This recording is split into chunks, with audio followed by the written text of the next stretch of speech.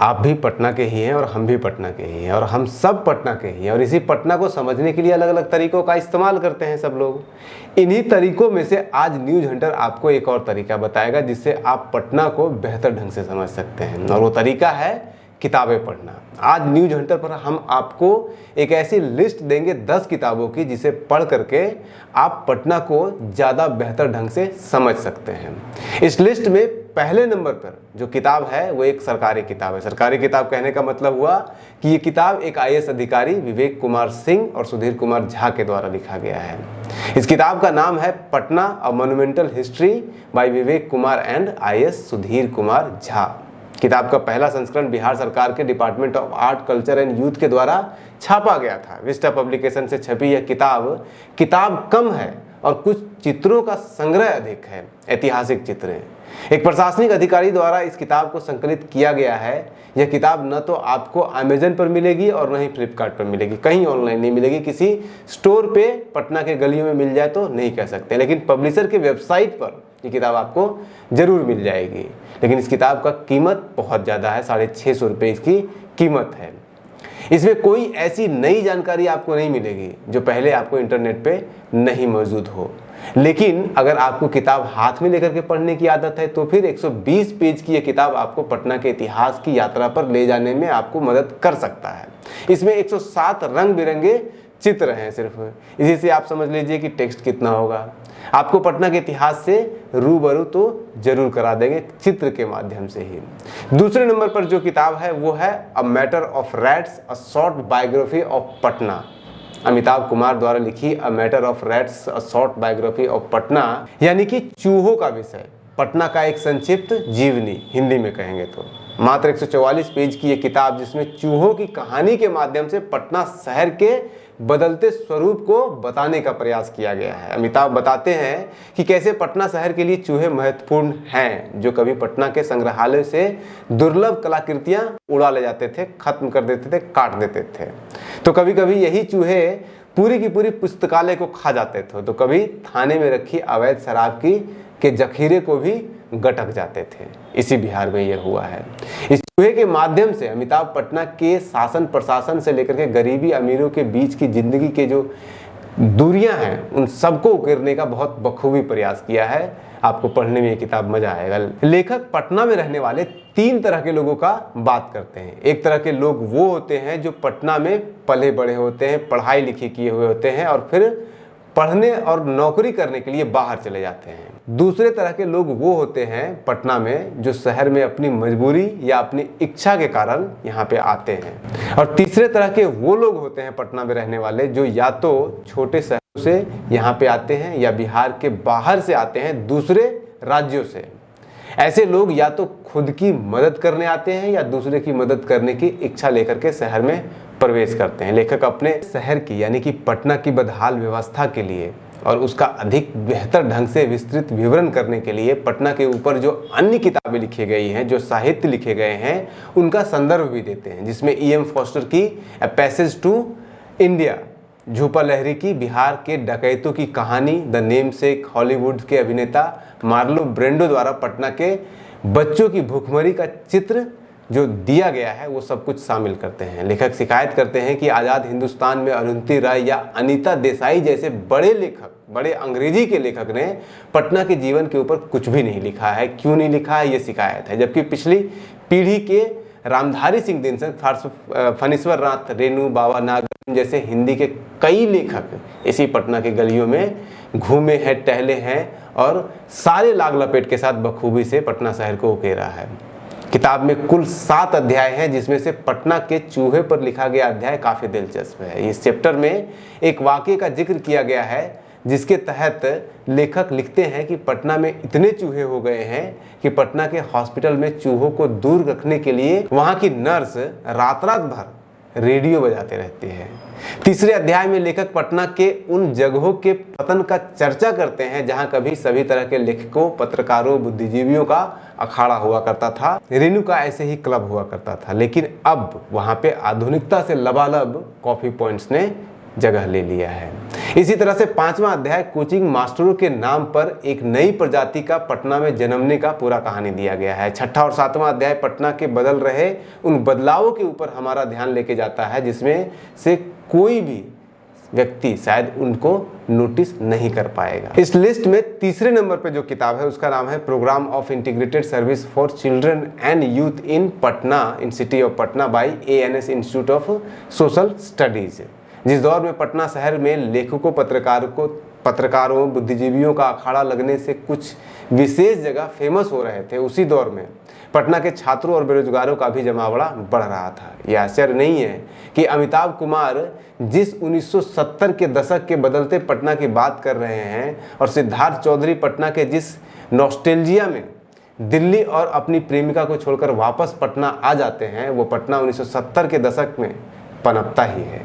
इस 1970 के दशक के एक नए चूहे वाले और युवा पटना को समझना चाहते हैं, तो उससे रूबरू होना चाहते हैं, तो फिर ये 100 पेजों से कम पेज वाली ये किताब आपको, ये रिपोर्ट आपको पढ़ना चाहिए। आपके लिए बहुत कारगर साबित हो सकता है। लेकिन 1990 के दशक के अंत होते होते वो युवा उग्र चूहों से भरा हुआ पटना कहीं खोने सा लगता है, कहीं ना कहीं गायब होता हुआ दिखता है। इस पटना को 21वीं सदी के शुरुआती वर्षों के दौरान सिद्धार्थ बहुत खोजने की कोशिश करते हैं, लेकिन वो मिल नहीं पाता है वो पटना। शायद सिद्धार्थ अमिताभ के उस सवाल का जवाब दे रहे होते हैं जिसमें अमिताभ अरुंधति राय जैसे आधुनिक लेखकों से शिकायत कर रहे होते हैं कि वो अपनी लेखनी में पटना का जिक्र क्यों नहीं करते हैं। इस लिस्ट में चौथे नंबर पे जो किताब है उस किताब का नाम है provincial urbanity, intellectual and public life in Patna 1880 to 1930। एक विदेशी राइटर के द्वारा लिखा हुआ है, डेविड सोए बॉइंग। ये किताब कम है और PhD थीसिस ज़्यादा है। ये कोई किताब नहीं है, ये कैलिफोर्निया यूनिवर्सिटी के इतिहास विभाग के एक छात्र का PhD थीसिस है, जिसे 2015 में पूरा किया गया था। पतन के इतिहास की कड़ी को जोड़ने के लिए यह किताब महत्वपूर्ण है, पटना के पतन को इसलिए भी क्योंकि जिस कालखंड को इस किताब ने लिया है उस कालखंड के पटना के इतिहास के बारे में आपको शायद ही बहुत कुछ कम पढ़ने को मिल पाएगा। बिहार और खास करके पटना के 1917 में महात्मा गांधी के आगमन और उसके बाद किसान सभा आदि के एक्टिव होने के बाद बिहार की राजनीति में अहम भूमिका निभाने लगा था। 1920 के दशक के आखिरी वर्षों तक पटना राजनीतिक रूप से उग्र शहर हो चुका था। बिहारी अस्मिता की आग भड़क चुकी थी। भूमिहार राजपूत कायस्थ ने पहले मिलकर पटना के बंगालियों को वहां से खदेड़ा पटना से, और उनके शासन प्रशासन और राजनीति पर वर्चस्व को खत्म किया। और फिर भूमिहारों और राजपूतों ने मिलकर के कायस्थों को पीछे धकेला, जिसके बाद फिर वर्चस्व की लड़ाई भूमिहारों और राजपूतों तक सीमित रही। और ये लड़ाई आज़ादी तक चलती रही, 1947 तक चलती रही, 1950 के दशक तक चलती रही। लेकिन 1920 या 1930 के दशक से पहले के पटना को समझने के लिए शायद ही कोई किताब आपको मिल पाएगी। ऐसे में ये PhD थीसिस काफ़ी महत्वपूर्ण हो जाता है। इस किताब में उन्हें 1880 के दशक से जातीय सभाओं से लेकर के पटना शहर में अलग अलग जातियों और धर्म के लोगों के बीच राजनीतिक और प्रशासनिक वर्चस्व के साथ साथ शैक्षणिक वर्चस्व के लिए जो संघर्ष हो रहा था वो बखूबी उकेरा गया है। रंगीन मानचित्रों से बदलते पटना की तस्वीर इस थीसिस को रंगीन बना देता है। आ जाते हैं 5वें नंबर पर, 5वें किताब पर, Patna rough cut by Siddharth Chaudhary. 2005 में आई 187 पेज की यह किताब पटना में रहने वाले एक व्यक्ति के साथ पटना शहर के 5 दशकों तक के सफर को तय करता है। इस दौरान वो व्यक्ति बदलता है, उसकी इच्छाएं, अरमान, पटना के साथ उसका पटना को देखने का नजरिया भी बदलता है। यह कहानी है ऋतिक की, जो पटना के एक अखबार में नौकरी करता है। दिल्ली के हिंदू कॉलेज से पढ़ने के बाद वापस पटना आता है और उसकी महिला मित्र विदेश चली जाती है।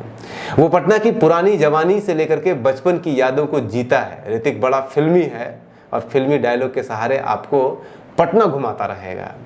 किताब का आखिरी अध्याय उन कविताओं और पंक्तियों से भरा हुआ है जो ऋतिक ने अपनी प्रेमिका के लिए लिखा था, जो अब नहीं रही। नहीं रहने का मतलब उसकी प्रेमिका नहीं रही, जो विदेश चली जा चुकी थी और ऋतिक के ही एक दोस्त के साथ शादी भी कर चुकी है, बेवफा हो चुकी है। इधर पटना में उसे इला मिलती है, जिससे उसे प्रेम तो नहीं होता है लेकिन उसकी जिंदगी में सब कुछ देती है, जो ऋतिक को किताबों और नाटकों की दुनिया में ले जाता है और फिर एक लेखक बनाता है ऋतिक को।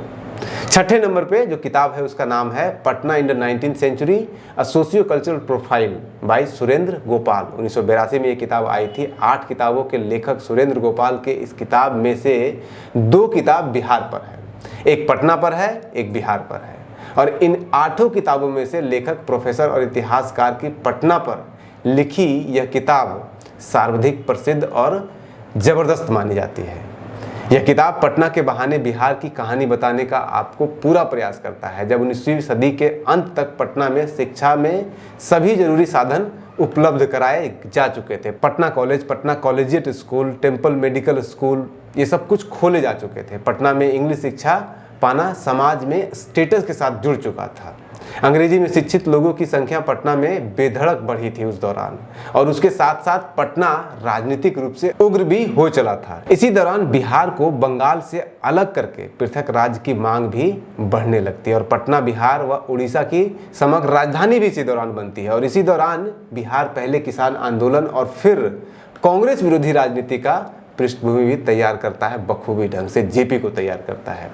हालांकि इन्हीं राजनीतिक अखाड़ों में पटना की एक के बाद एक सफलता के दौरान पटना पेंटिंग अपनी आखिरी सांसें लेता है और राजनीति के गलियारों में वाहवाही की चर्चा बटोरने के बावजूद पटना बिहार सांस्कृतिक रूप से दिवालियापन की तरफ बढ़ता चला जाता है। पर इस किताब की सबसे बड़ी कमी यही रही है कि ये न तो आपको अमेज़न पे मिलेगा, न फ्लिपकार्ट पे मिलेगा। पटना के किसी दुकान में मिल जाए तो हम नहीं कह सकते हैं। किताब बहुत सस्ती है और सिर्फ पटना के खुदाबख्श लाइब्रेरी में ही आपको मिलेगी, सस्ती मिलेगी, मात्र 175 रुपये की। ऑनलाइन अबे बुक्स पर आपको दिखाएगा $29 का, यानी कि लगभग 2000 रुपये का। इससे बेहतर है कि आप खुदाबख्श लाइब्रेरी जाइए, वहाँ पढ़ लीजिए, लेकिन वो भी आपको अवेलेबल बहुत आसानी से नहीं होगा। इस किताब की आपको एक रिव्यू तक नहीं मिलेगी कहीं पे इंटरनेट में इसके बारे में। इस किताब की एक झलक आपको सुरेंद्र गोपाल की ही लिखी एक और किताब मैपिंग बिहार जो 2017 में छपी थी उसके 16वें चैप्टर में मिल जाएगा, लेकिन फिर भी वो ओरिजिनल किताब का मजा नहीं दे पाएगा आपको वो एक चैप्टर। अब आते हैं इस लिस्ट में 7वें नंबर पे। 7वें नंबर पे जो किताब है उसका नाम है द पटना क्राइसिस और 3 months at Patna during instruction of 1857। ये 1857 की कहानी कहता है पटना के बारे में। 1857 की क्रांति के दौरान पटना के एक कमिश्नर हुआ करते थे विलियम टेलर। उन्होंने दरभंगा महाराज से छज्जू बाग में एक मकान खरीदा था रहने के लिए, जिसे वो 1857 की क्रांति के दौरान दरभंगा महाराज को ही बेच करके कलकत्ता वापस भाग जाते हैं। इसी मकान को 1904 में विलियम फ्रेजर फिर से खरीद लेते हैं रहने के लिए, क्योंकि उस दौरान पटना को बंगाल की दूसरी राजधानी बनाने के साथ साथ बंगाल प्रांत के विभाजन के कयास पक्के होते जा रहे थे, तो अधिकारी अपनी तैयारी कर रहे थे। मात्र 96 पेज की यह किताब पटना में 20 मई 1857 से 11 अगस्त 1857 के दौरान सारी घटनाओं का आंखों देखा आपको हाल सुनाएगा। इस किताब में आपको 100 से अधिक मानचित्र, पेंटिंग भी मिलेंगे जो कि पूरा चित्रण करेगा फोटोग्राफी की तरह, उस दौर को आपको याद दिलाएगा, उसे जिंदा करेगा आपके जहन में। यह किताब आपके लिए उस दौर के पटना को समझने के लिए काफ़ी नहीं है, लेकिन 1857 के संदर्भ में इस शहर को समझने के लिए काफ़ी बेहतर है। 1857 की क्रांति के बाद टेलर के ऊपर अभियोग भी चलाया जाता है कि विद्रोह को कुचलने के लिए उन्होंने मानवता के सभी हदों को पार कर दिया था इसी पटना शहर में। तो आपको क्रूरता की बहुत सारी कहानियां भी मिल जाएगी। इस एवज में उस अधिकारी को 7 महीने के लिए नौकरी से निलंबित भी कर दिया गया था और फिर उनका डिमोशन भी किया गया था। यही कहानी आपको ये किताब सुनाएगी। अब आ जाते हैं 8वें नंबर पे, diaries of 3 surgeon of Patna by Walter के फर्मिंगर। पटना के ऊपर लिखी यह आधुनिक हिंदुस्तान की संभवतः सबसे पुरानी किताब है। 1763 में लिखी गई ये किताब है, लेकिन 1909 में कलकत्ता हिस्टोरिकल सोसाइटी द्वारा ये छापा जाता है। लिखा जाता है 1763 में, छपता है 1909 में। इसके कुछ अंश 1878 और कुछ अक्टूबर 1884 के early records of British India and Calcutta review में छपे जा चुके थे। यह किताब नहीं बल्कि अक्टूबर 1763 में पटना में हुए रक्तपात का 3 ब्रिटिश डॉक्टरों के द्वारा देखा हुआ बिल्कुल आंखों देखा हाल सुनाया गया है इस किताब में, जिसे उन्होंने अपनी डायरी में लिखा था, जो बाद में चल के छपा है। ये 3 डॉक्टर थे, एंडरसन, पीटर कैम्पबेल और विलियम फुलरसन।